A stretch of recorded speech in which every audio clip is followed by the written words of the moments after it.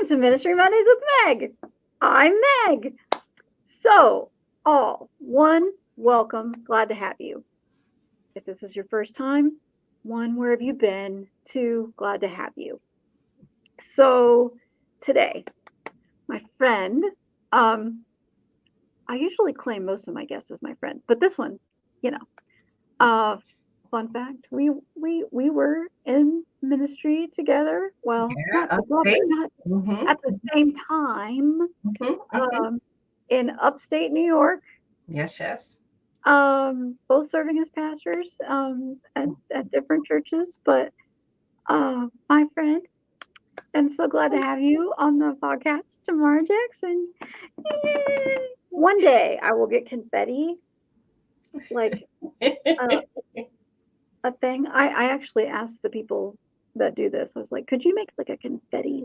Like, It'd be awesome. yeah, yeah, absolutely. Anyway, Well, um, confetti or not, know that I'm happy to be with you, and this is yeah, a long overdue reunion. it Mhm. is. It is. So for people who don't know you, why don't you tell everybody a little bit about you, what you do, and we'll just go from there. Sure. So I am Tamara Jackson, Reverend Tamara Jackson, still in it right, even though I always say I'm a retired pastor. But they always say all equally that you never retire from ministry. It just evolves into something else. And that's exactly Mhm. what it has. So I also am a licensed clinical social worker. So I work with individuals therapeutically to kind of journey through them to neutralize their trauma. And that's trauma, whether it's a capital T or a lowercase t. But even more wonderful, not that those things are not wonderful, in my evolution, I've become a filmmaker. So that is kind of where I landed in the midst of doing therapy or providing therapy services for individuals during COVID in the height of the lockdown, and just everything was just inflated. And so I was accepted into a program that teaches you how to, from concept to post, basically, how to create a film. And Wow. I love it. Mhm. I mean, like, so I've obviously seen the goings on Mhm. social media and all that stuff, but Mhm. to go from retired pastor into therapy and knowing that you still do this continue, but then as filmmaking, is that something you always wanted to do? Honestly, I never considered it, right? But I Okay. didn't eliminate it. And what I will say is that, like, anybody who has known me throughout the years, even in ministry, know that I am creative, right? Yes. So Yes, very much I so. was the pastor that will praise dance after a sermon to bring it home. I am the pastor that would do spoken word, because spoken word was a part of kind of my toolkit even before God called me to ministry. And so, and just other artistic ways of observing, like communion or just whatever, right? To bring what we're doing in this experience with God even closer than words, right? So, yeah, so I found a way to be creative and equally continue to help people to heal. So, That's awesome. I mean, really, I mean, thank you. and I mean, in the same way, I mean, if you boil down pastoring ministry, I mean, that's what you're that's what you're doing, at least hopefully, is bringing your creative self. My Hmm. kids, my middle one, always Hmm. said, my mom writes fanfic about Jesus, Hmm. Hmm. and I'm Hmm. like, oh yeah, I guess kind of I do, I mean, Exactly. I guess kind of I do, so that you get to use that gift and ability, because I do remember that creative that you are oh so creative. Thank you. And that you get to embrace that in this role because I think we all have to have it. I know So I do. I don't know if we all have to be honest. I allow people to mhm, be who they are authentically, but yeah, I authentically am a creative.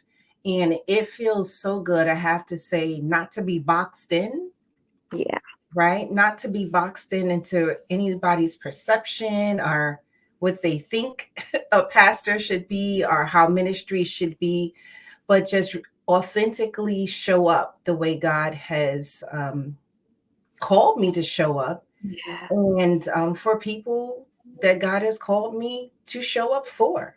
mm, So, yeah, there has been a lot of freedom. And just to put it out there, I have always had the social work background. I was always both, even though I came as a settled yeah, pastor, 100% pastoring, but I've always been both. yeah, Yeah, yeah. always been both. Mhm. So you retired from pastoring, you Yes. take filmmaking, and are you behind the camera, in front of the camera, writing the script, all of the things, or Yes, I am in the thick of it all. So, with my short film, which is called Black Cases, I featured in it, but I also was behind the camera.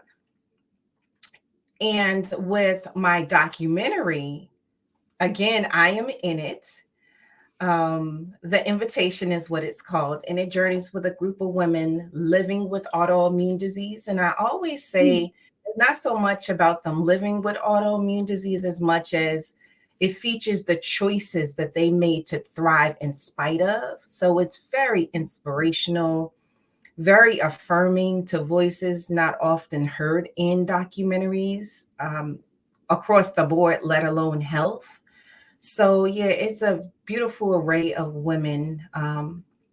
Yeah, telling their experiences in their words, um, bringing you close, hearing their heartbeats, as I like to say. Mhm. so why autoimmune? Sure. So twofold. The first reason, it starts with me. Mm, So in the thick of the pandemic and we were in the lockdown, I was diagnosed with rheumatoid arthritis. So now we're in a lockdown. I'm in this very stress filled job. Maybe that's an understatement how stressed I was during that time. And, now the ask of clinicians is even higher. But my body is doing all of these things. And so I had started testing even before the lockdown. And it does take, I'll tell anybody, it takes a long time to get properly diagnosed with the autoimmune disease.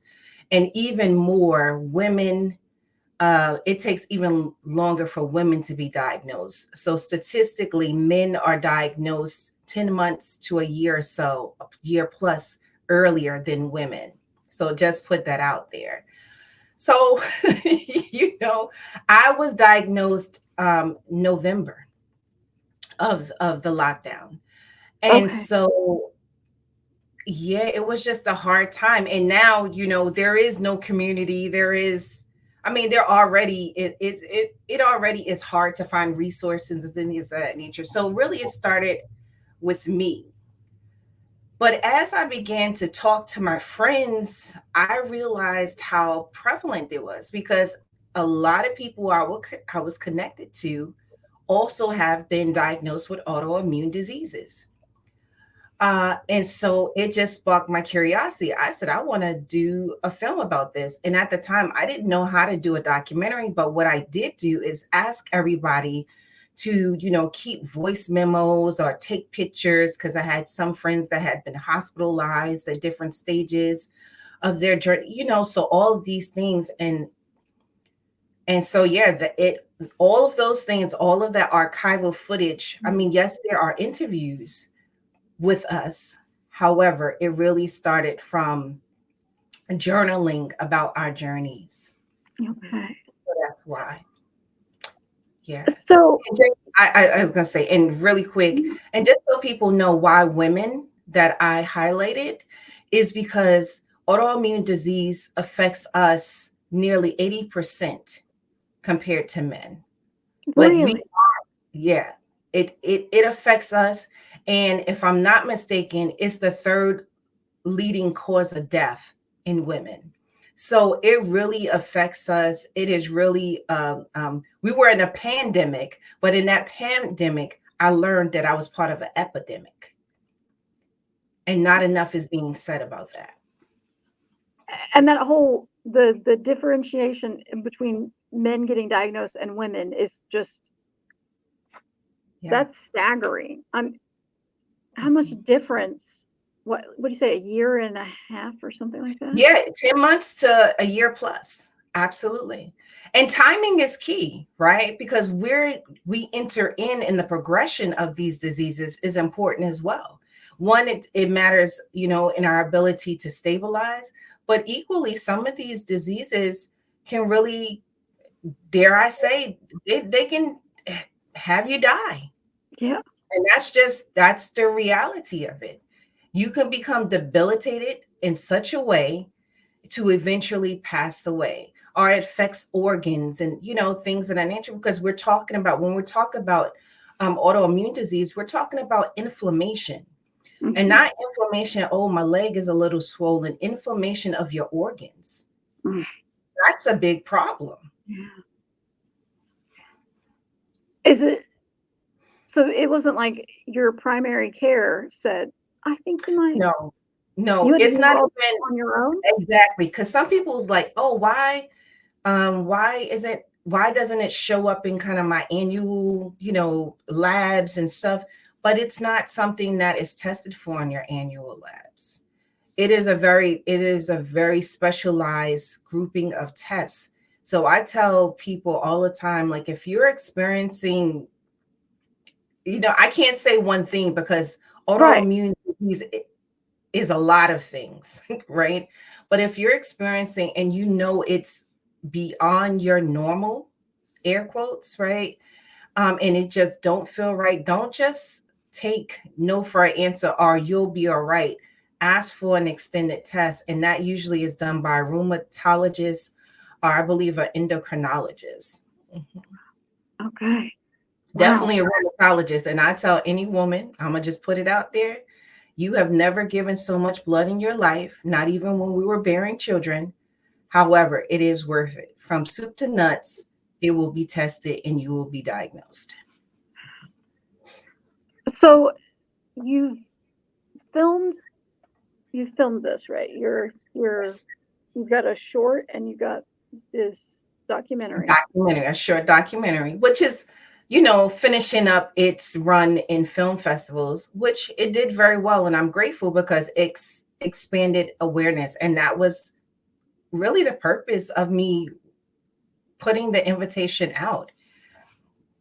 And so Does now, some I'm sorry. Mhm. No, I was gonna say, like, does somebody come behind you and like you like funding? Like how do you even is this all on you? Is this how does that Great question, Meg.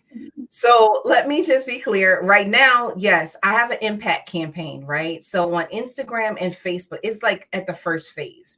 So at this point, on Instagram and on Facebook, if you go to the invitation documentary, you will get tips and encouragement, and you'll see interviews and just different things to help empower you in this journey, or even for those who have loved ones who are diagnosed, to get tips, right? And equally, if you go to tamararjackson.com, you will find a one sheet for helpful tips with individuals who are newly diagnosed. So that is one way. But yes, I have been at this stage funding the whole thing. So yes, if someone wants to support, wants to sponsor, not only sponsor monetarily, but sponsor like a local screening, because that is really why I did the documentary.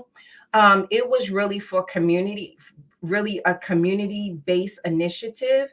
And like I said, it's now ending its run with film festivals. So if you want to, your church, your organization, whatever, your book club, I don't care what it is, wants to host a screening, please reach out to me and we will make it happen.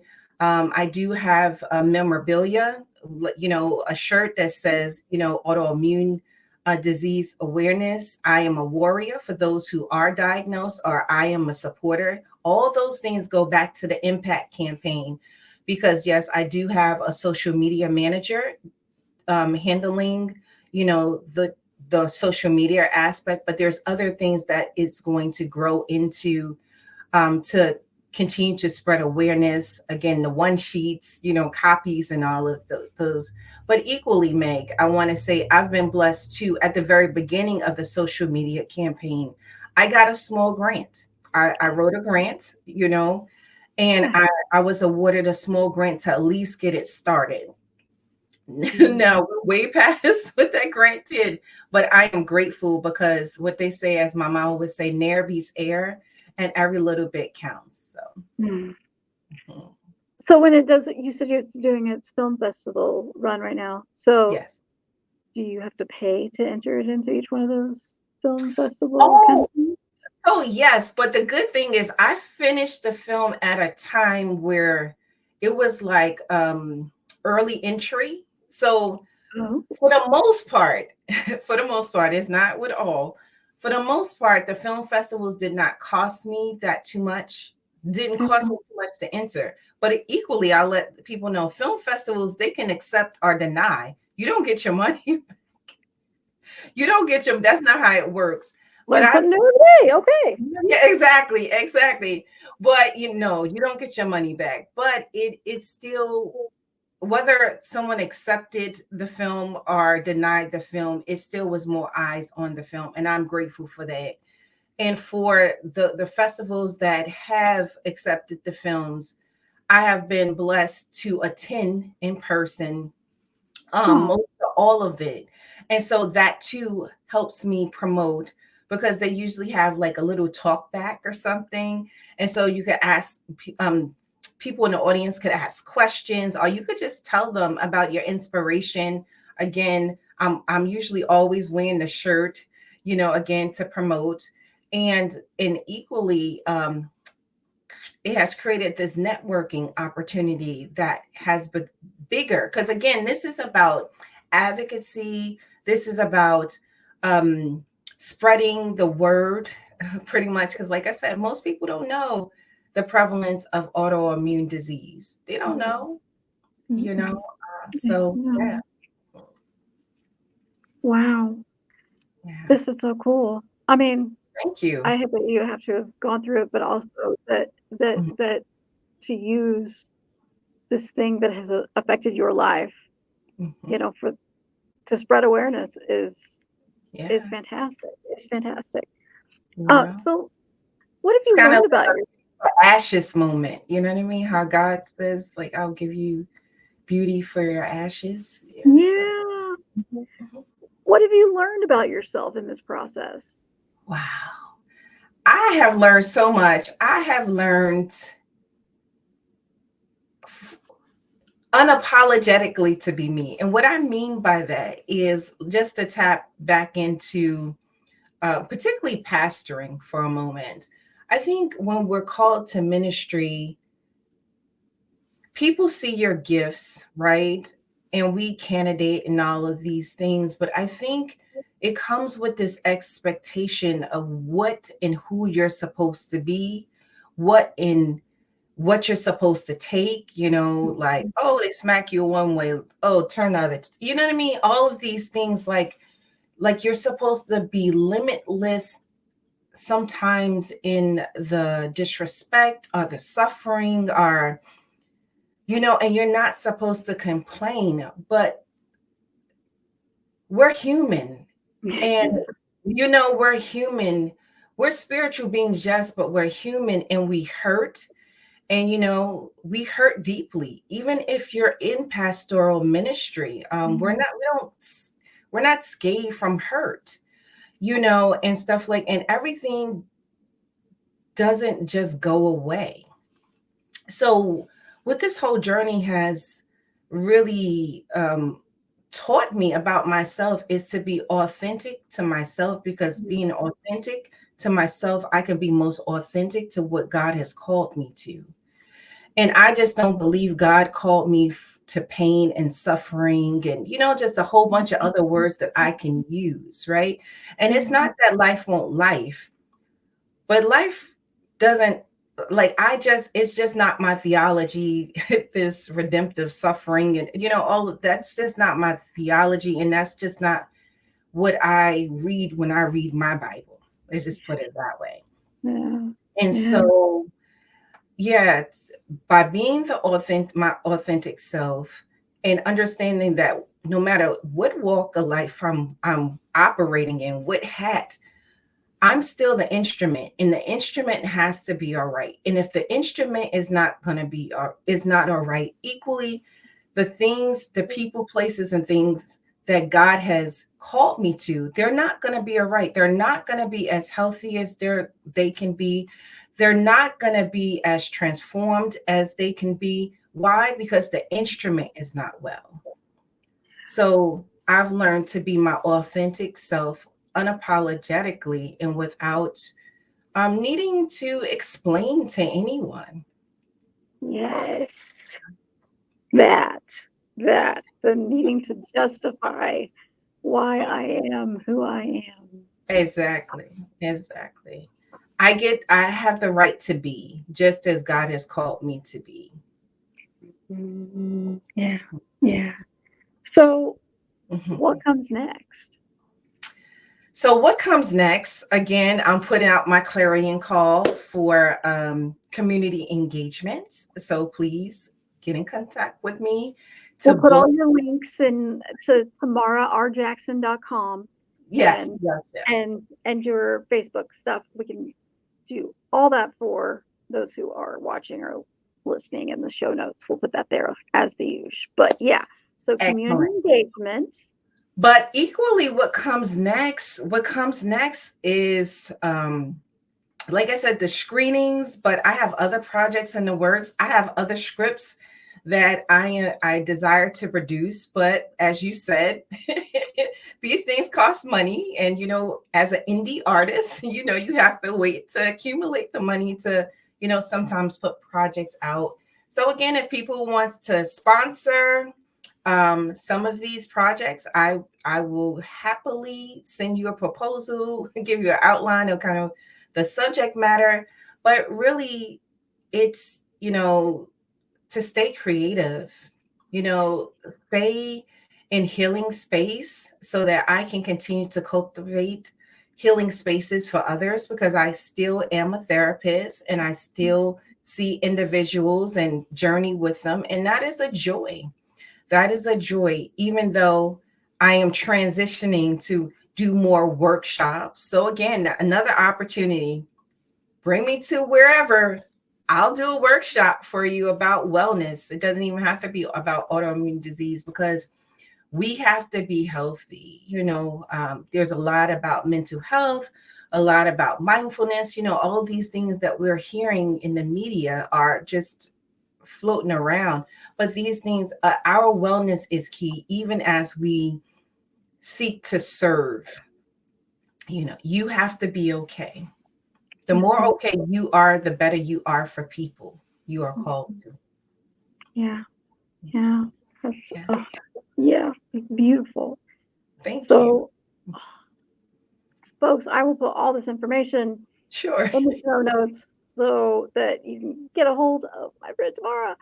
Um, didn't I see like somewhere that you were in the Philly area recently doing a thing? Well, I had a screening at Scribe Okay, Video Center. And let me shout out Scribe. I have to Scribe. Yeah, I got two shout I outs love really Scribe. quick. Yeah. Oh, yes. So Scribe is actually where I was accepted as one of their film scholars, right?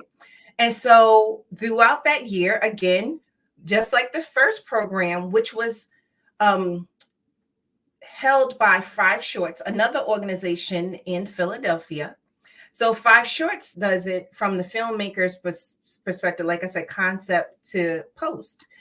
But Scribe is more documentary, right? And so remember, I said I didn't know how to do a documentary, but I knew I wanted to do it. And so I was accepted as one of their scholars. And so, yes, that is how the invitation came to be, from kind of my heart in my head to here we are post and on screen, and just, yes. So it was great. And people ask wonderful questions. Like I will be actually showing part of, on the impact pages, I actually will be showing pieces, clips from the Q&A session. The Q&A sessions, let me tell y'all bring me. The Q&A sessions are live. That's when you really get, because, with film, you kind of restricted to a certain amount of time, or, how far you can go in a subject. But the conversation, that's the money shot. I always tell people that's where the money is. That's where we really grow and expand and bring this conversation forward. So, what would you tell somebody who's, I mean, don't want to put them in the exact same situation, but like thinks, Yeah. I like this. How do I, how would I learn how to do something like this? What, Filmmaking, no, we're talking about autoimmune disease. Which one? hmm, I kind of like the idea of, you as a therapist, so you've got somebody who's been diagnosed. What would you, and they're looking for like a creative outlet. Sure. Where do they start? Start with Yeah. whatever brings you joy. What I Whatever brings. mean by it is, if you love to write, write. If you love to draw, draw. Heck, if you love exercise, walk.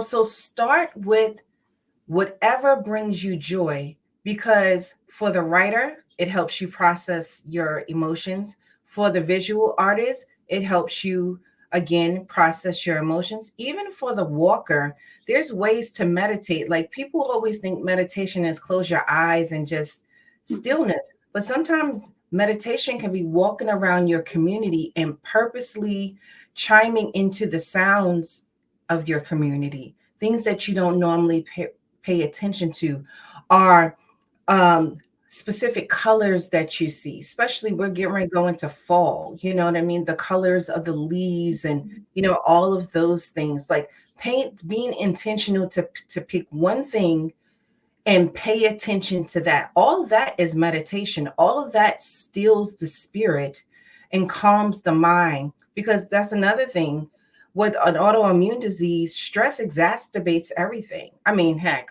we know that across the board when we're talking about health. And so as much as possible that you can keep yourself centered and calm, the better you're going to be, the better the flare-ups, your experience of flare-ups is going to be. Yeah. Find that thing that brings you joy, which brings us to the joy question, because, Yes. this is Mhm. like episode, I think, 72, I think. Woo-hoo! And this is the question. We gotta do a little dance for that. I know. And this is the question that I have asked in every episode, and everyone's answer has been Mhm.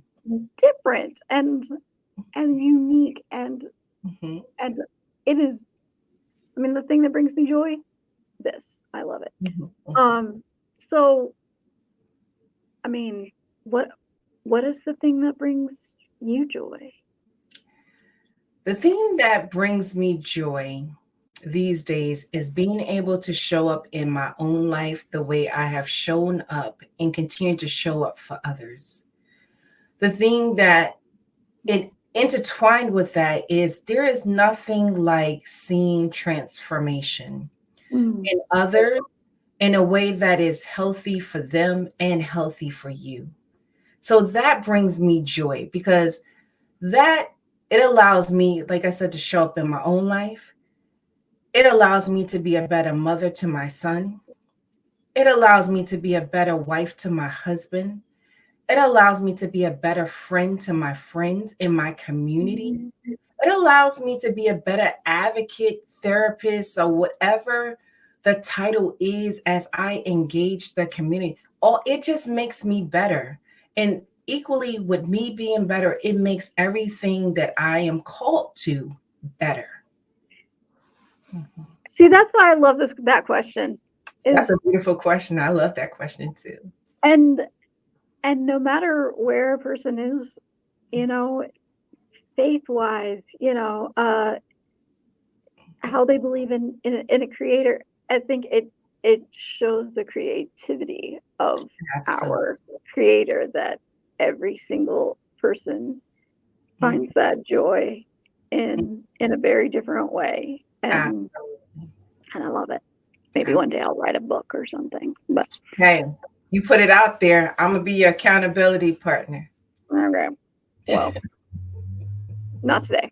I know you got a dissertation to get through, I gotta right? finish the dinner. Yeah, No worries. um, Mhm. not today. Everything in its proper season. That's right. That's Yes, right. yes. Mhm. So I'm so grateful Mhm. for you, for your ministry, for all that you do, for giving Mhm. people voice who didn't Mhm. have one, Thank, um, who thank might not even feel like they deserve one. Be like, I have an autoimmune disorder. you. Mhm. Why Mhm. do I have the right to, you know? Um, because everybody has a voice and everyone deserves to be heard. Absolutely. It's just why. Absolutely. So I'm grateful for you for being that voice for those who didn't know that they had one, that they needed one, that Mhm. um, all of those. So thank you. Thank you. And Well, thank you. Thank you for this invitation. Uh, I'm grateful. I'm grateful yeah, for the reunion, and I'm definitely grateful for the invitation to talk about my project and yeah. just So where I am now. You know. uh, folks, get a hold of my friend tomorrow. I'll put all that information there. And um, if you need help finding her, I'll hook you up. It's not a problem.